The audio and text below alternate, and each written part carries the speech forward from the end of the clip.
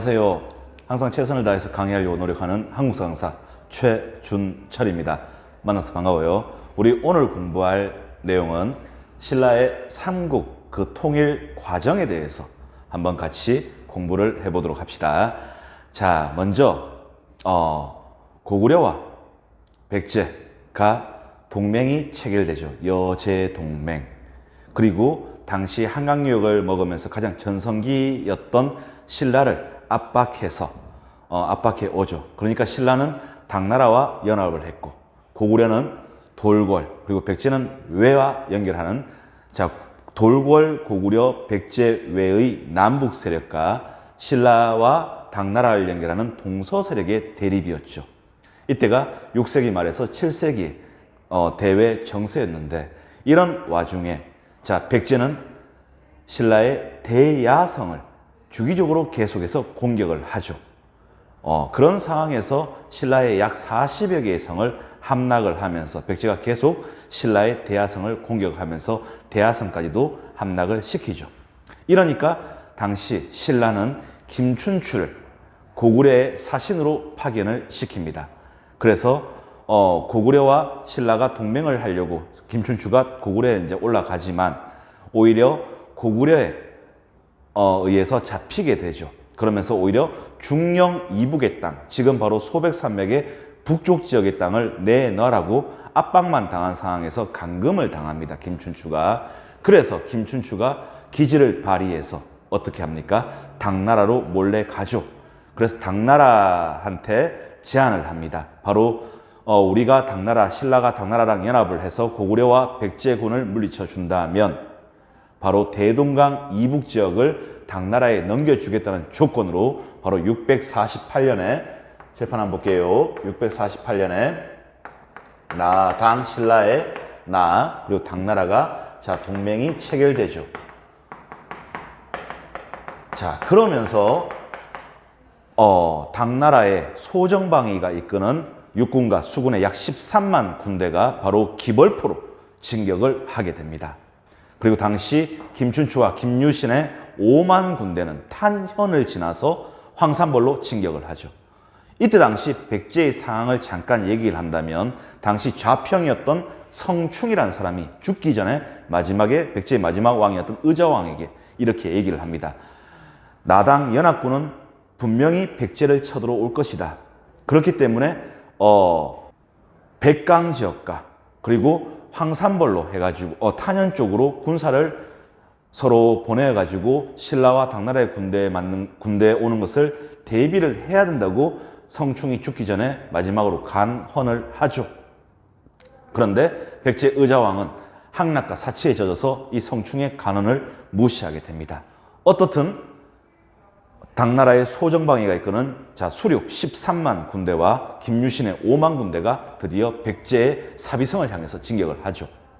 자, 그러니까 당시 이 백제에서는 2만 군대를 파견을 시켜서 기벌포 지역으로 파견을 시켜서 당나라의 군대를 막게끔 했고, 그리고 당시 계백 장군을 불러서 황산벌로 진격을 하게끔 합니다.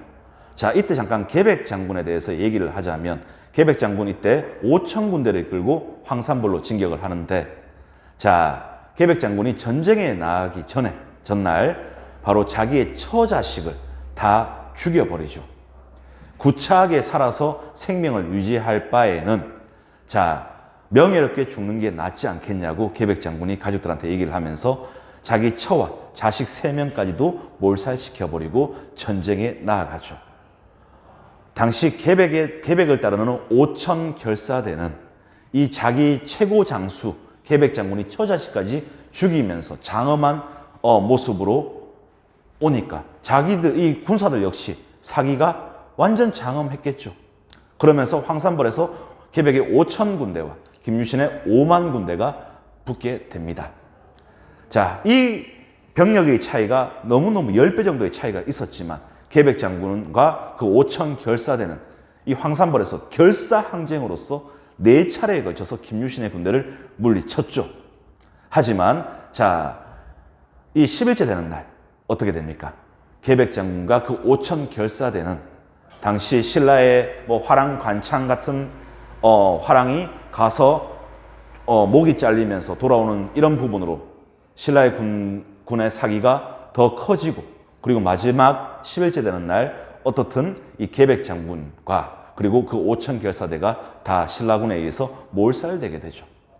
그리고 이 김유신의 신라군은 바로 사비성으로 바로 진격을 하죠. 그리고 그 사비성이 바로 660년에 함락이 되면서 백제가 멸망하게 되죠. 백제는 기원전 18년에 건국되어서 660년 서기에 멸망하게 되는데, 약 한 700년 가까운 역사를 갖고 있었던 이 국가 백제, 멸망을 했지만은 이게 부흥운동이 일어나지 않았을까요? 그렇죠, 일어나죠. 그래서 우리는 이 백제의 부흥운동에 대해서도 같이 기억을 해둬야 됩니다. 지도 한번 볼게요. 이 백제의 부흥운동은 그런데 외가, 즉 지금의 일본 외가 백제의 부흥운동을 지원하기 위해서 군사를 끌고 오죠. 백강 지역으로 옵니다. 하지만 나랑 연합군의 공격으로 백강 전투에서 패배하면서 일본 외는 돌아가게 되죠. 바로 이 백제의 부흥운동은 외가 지원을 한다는 것을 우리 친구들 기억을 좀 해둬야 되고요. 그리고 복신과 도침이라는 사람은 주류성에서, 그리고 흑지상지라는 사람은 임존성에서 백제 부흥운동을 주도했지만 물론 실패로 끝나게 됩니다. 그리고 나당 연합군은 어떻든 간에 계속해서 어떻게 고구려의 평양성으로 진격을 합니다. 당시 고구려의 상황은 연개소문이 죽고, 연개소문이 병으로 죽고, 그리고 당시 연개소문의 장남이었던 연남생, 그리고 연남건, 그리고 연남산, 그리고 연개소문의 동생이었던 연종토, 즉 지배층이 전부 다 대망리지직을 차지하기 위해서 지도층이 분열을 하게 되죠. 그런 상황에서 연개소문의 장남이었던 연남생은 당나라로 투항을 하고, 연개소문의 동생이었던 연종토는 신라로 도망을 가버리죠. 당시 대망리지직으로 연개소문의 차남이었던 연남건이가 대망리지가 되었지만, 어떻게 고구려는 벌써 그 전에 수나라와 당나라의 싸움으로 전쟁으로 수나라와 당나라와의 전쟁으로 국력이 쇠퇴할 대로 쇠퇴되었고, 지도층의 내분으로서 고구려 역시 668년이 되면 고구려의 평양성이 함락당하면서 고구려가 멸망을 하게 되죠. 이렇게 고구려가 멸망을 하고 나 보니까 당나라가 한반도 전체를 먹기 위한 야심을 드러내게 됩니다. 지도 한번 볼게요. 당시 고구려의 평양성에 이 당나라는 안동도읍을 설치를 하고, 그리고 백제의 땅에다가 웅진도덕부, 그리고 지금의 경주였던 신라의 금성 지역에 계림도덕부를 설치하면서 한반도 전체를 다 먹으려고 하죠. 이런 상황이 되다 보니까 신라는 당군을 물리쳐야 되겠죠. 전쟁을 해야 될 거 아닙니까? 그래서 당시 신라는 고구려의 부흥운동을 적극적으로 지원을 하게 됩니다. 그러면 역시 고구려도 부흥운동이 일어나겠죠. 이 고구려의 부흥운동, 바로 누가 지원한다고요? 그렇지, 신라가 지원을 한다는 것을 우리 친구들 같이 기억을 해둬야 되겠죠. 지도 계속해서 한번 볼게요. 당시 오골성에서는 고연무가 고구려 부흥운동을 주도했었고, 그리고 한성에서는 건모잠이 고구려 부흥운동을 주도를 하죠. 그리고 보장왕의 서자였던 안승이라는 사람을 이 건모잠이 보덕국의 새로운 왕으로 임명까지 하려고 하면서 고구려 부흥운동을 주도했지만은 다 실패로 끝나게 되죠. 그래서 고구려 부흥운동도 어떻게 실패하게 됩니다. 어떻든 이 당나라가 한반도 전체를 먹으려고 하는 야심은 더욱더 커지게 되죠. 그래서 본격적인 신라와 당나라의 전쟁이 일어나게 됩니다. 일명 나당 전쟁이죠. 여러 차례 전투 중에서 우리 친구들이 꼭 알아둬야 될 부분은 바로 675년이 되면 매소성에서 신라군과 당군이 한판 격전을 붙게 되죠. 우리 이것을 매소성 전투라고 얘기를 하는데, 이 매소성 전투에서 신라군이 당군의 이 전쟁을 통해서 승기를 잡게 됩니다. 이제 전쟁의 우위에 서게 된다는 얘기죠. 그리고 676년이 되면 바로 기벌포에서, 지금의 금강 쪽이죠. 이 기벌포에서 자, 전쟁이 일어나는데, 기벌포 전투가 일어나는데, 여기서 이제 드디어 신라군이 당군을 완전히 축출시킵니다. 자, 그리고 676년이 되면 자, 신라가 드디어 당군을 물리치면서 삼국을 통일한다는 이 과정에 대해서 우리 친구들이 시험 문제가 참 잘 나오는 부분이니까 신라의 삼국 통일 과정은 그 과정 순서를 기억을 해둬야 됩니다. 자, 당시 신라는 그래서 지도를 한번 볼게요. 대동강에서 원산만에 이르는 곳까지 자, 영토를 이렇게 확보를 하는데, 만약에 신라가 아니라 고구려가 통일을 했다면 요 위쪽에 있는 만주와 요동 그리고 중원 지역까지도 아마 충분히 더 우리의 영토를 확보할 수 있었겠죠. 만약에 신라가 아니라 고구려가 삼국을 통일했다면 아마 우리의 지금의 역사는 많은 것들이 바뀌게 되었을 거라고 쌤은 생각을 합니다.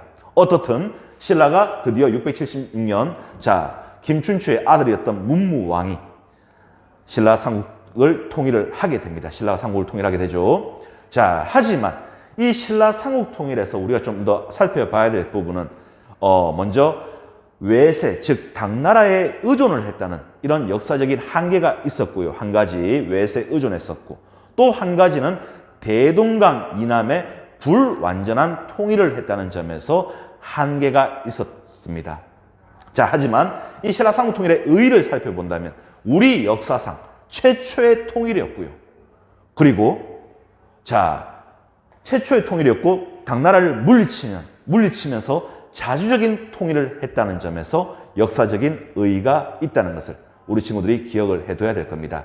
자, 다시 한번 얘기하지만 이 신라 삼국 통일에서는 그 과정에 대해서 잘 알아둬야 되기 때문에 쌤하고 한 번만 더 복습을 할게요. 자, 648년 나당 동맹이 체결되었고 김춘추가 외교관으로 당나라에 가서 대동강 이북 지역을 고구려와 백제를 무너뜨리면 너가 당나라한테 대동강 이북 지역을 너한테 준다는 조건으로서 동맹이 체결되죠.